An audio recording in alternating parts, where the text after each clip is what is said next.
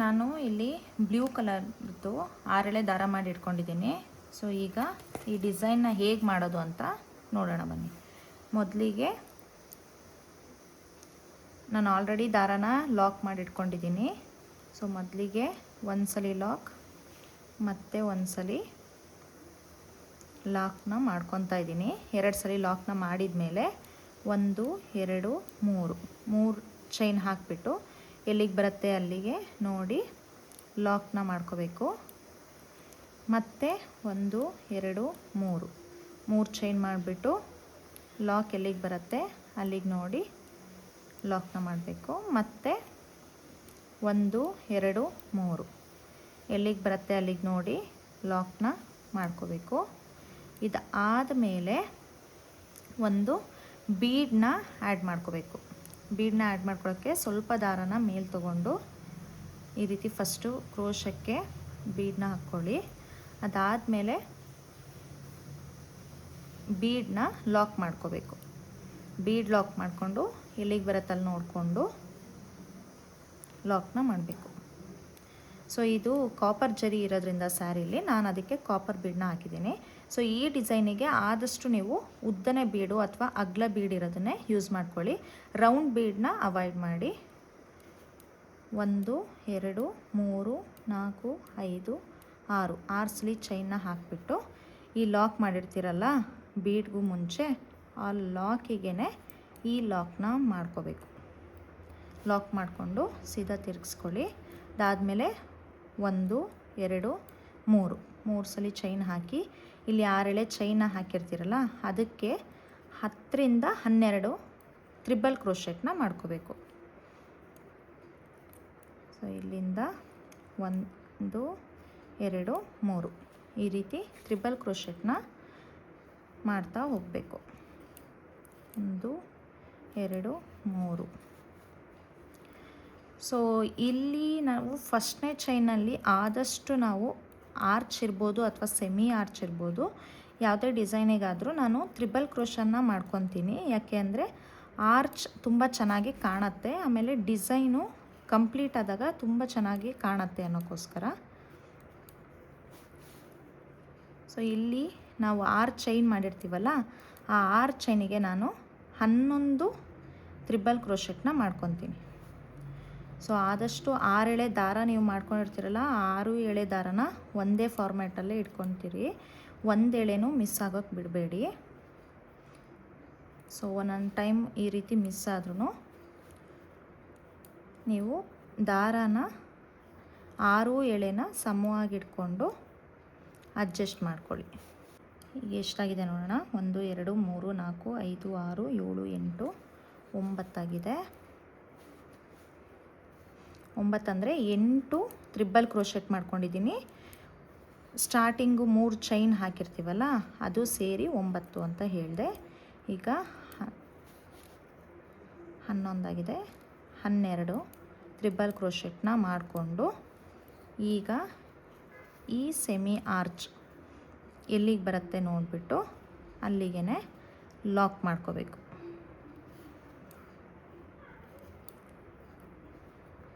So ಇದಾದಮೇಲೆ ಈ ರೀತಿ ಸ್ವಲ್ಪ ಎಕ್ಸ್ಟ್ರಾಕ್ಟ್ ಮಾಡ್ಕೊಳ್ಳಿ. ನೋಡಿ ಈ ರೀತಿ ಬರುತ್ತೆ. ಸೊ ಇದ್ರ ಮೇಲ್ಗಡೆ ಇನ್ನೊಂದು ಸ್ಟೆಪ್ ಬರುತ್ತೆ. ಸೊ ಇಲ್ಲಿ 3 ಸಲ ಮಾಡಿದ್ದೀವಲ್ಲ ಈ ಆರ್ಚ್ ಸೆಮಿ ಆರ್ಚ್ ಕಂಪ್ಲೀಟ್ ಆದಮೇಲೆ ನಾವೀಗ ಮತ್ತೆ 3 ಚೈನ್ ಹಾಕಿ ಲಾಕ್ ಮಾಡ್ಕೋಬೇಕು.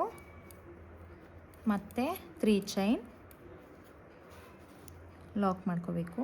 ಸೊ ಈ ಸ್ಲ್ಯಾಂಟಿಂಗ್ ಅಥವಾ ಸೆಮಿ ಆರ್ಚ್ ಆದಮೇಲೆ ನಾವು 4 ಸತಿ 3 ಚೈನ್ ಹಾಕಿಬಿಟ್ಟು ಲಾಕ್ನ ಮಾಡ್ಕೋಬೇಕು. ಸ್ಟಾರ್ಟಿಂಗಲ್ಲಿ ಮಾತ್ರ ನಾವು 3 ಸಲ ಮಾಡ್ಕೋತೀವಿ. ಸೆಮಿ ಆರ್ಚ್ ಆದಮೇಲೆ ನಾವು 4 ಸತಿ ಈ ರೀತಿ 3 ಚೈನ್ ಹಾಕಿಬಿಟ್ಟು ಲಾಕ್ ಮಾಡ್ಕೊಂಡಿದ್ದೀವಿ. ಇಲ್ಲಿ ನೋಡಿ 1 2 3 4 ಸತಿ 3 ಚೈನ್ ಹಾಕಿಬಿಟ್ಟು ಲಾಕ್ ಮಾಡಿದ್ದೀನಿ.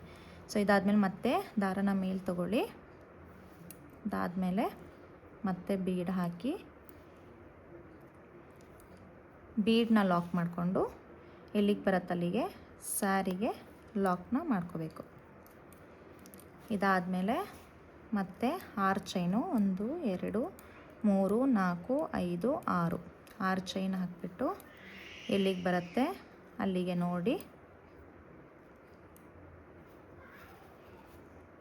ಆದಷ್ಟು ಇಲ್ಲಿ 6 ಚೈನೇ ಮಾಡ್ಕೊಳ್ಳಿ, ಆವಾಗ ಬೀಡ್ಗೆ ಕರೆಕ್ಟಾಗಿ ಬರುತ್ತೆ. ಇದಾದಮೇಲೆ ಸೀದಾ ಮಾಡಿಬಿಟ್ಟು 1 2 3. ಈಗ ನಾವು ಎರಡನೇ ಬೀಡನ್ನ ಹಾಕಿಬಿಟ್ಟು ಇಲ್ಲಿ 12 ತ್ರಿಬಲ್ ಕ್ರೋಶೆಟ್ನ ಮಾಡಿಕೊಂಡು ಎಲ್ಲಿಗೆ ಬರುತ್ತೆ ಅಲ್ಲಿ ನೋಡಿಬಿಟ್ಟು ಲಾಕ್ನ ಮಾಡ್ಕೋತೀವಿ.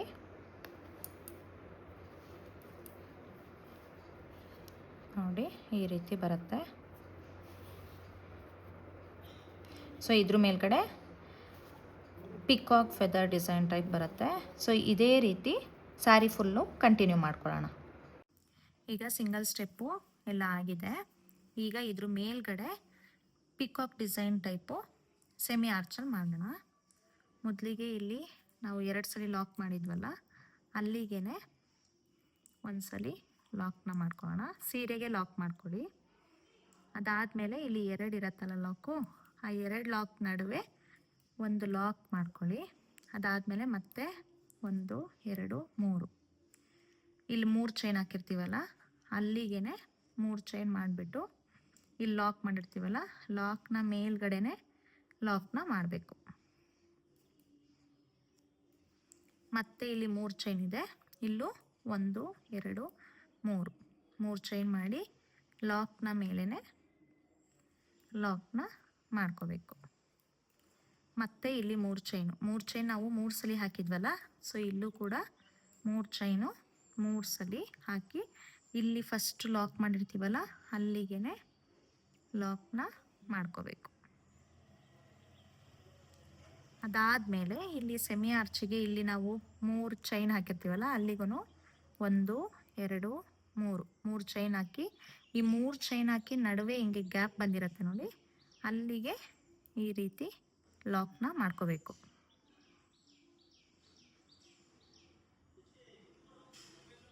ಈ ರೀತಿ ಲಾಕ್ ಮಾಡಿಕೊಂಡು ಮತ್ತೆ 1 2 3 ಸರಿ ಹಾಕಿ ಈ 3 ಚೈನ್ ಮಾಡಿರ್ತೀವಲ್ಲ ಅದ್ರ ಒಳಗಿಂದ ಲಾಕ್ನ ಮಾಡ್ಕೋಬೇಕು.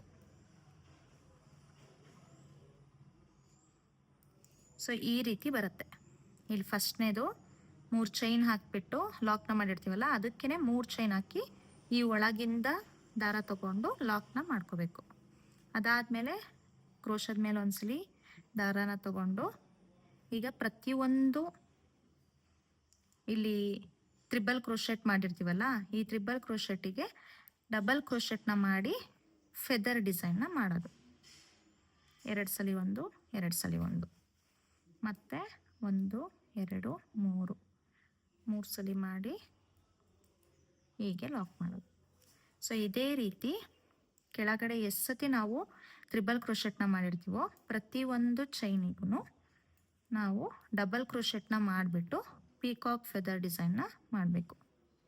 ಸೊ ಈಗಾಗಲೇ 1 ಟೈಮ್ ನೀವು ಪೀಕಾಕ್ ಫೆದರ್ ಡಿಸೈನ್ನ ಹೇಗೆ ಮಾಡೋದು ಅಂತ ನೋಡಿದ್ದೀರಾ. ಸೊ ಹಾಗಾಗಿ ಇದು ಈಸಿ ಆಗುತ್ತೆ ನಿಮಗೆ ಮಾಡೋಕ್ಕೆ, ಮತ್ತು ಲುಕ್ ಕೂಡ ಚೆನ್ನಾಗಿರುತ್ತೆ.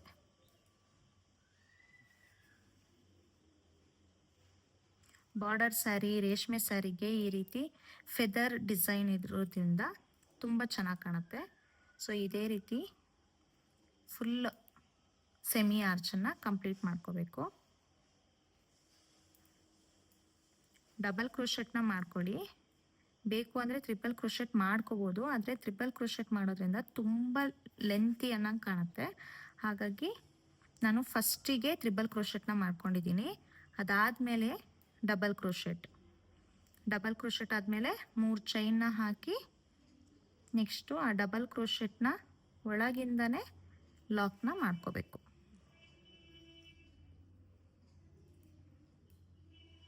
ಒಂದು ಕೂಡ ಮಿಸ್ ಮಾಡಬೇಡಿ. ಹೀಗೆ ಕಂಪ್ಲೀಟಾಗಿ ಡಬಲ್ ಕ್ರೋಶೆಟ್ನಲ್ಲೇ ಫಿಲ್ ಮಾಡ್ತಾ ಹೋಗಿ. ಸೊ ಈಗ ಆಲ್ಮೋಸ್ಟ್ ಆಗಿದೆ.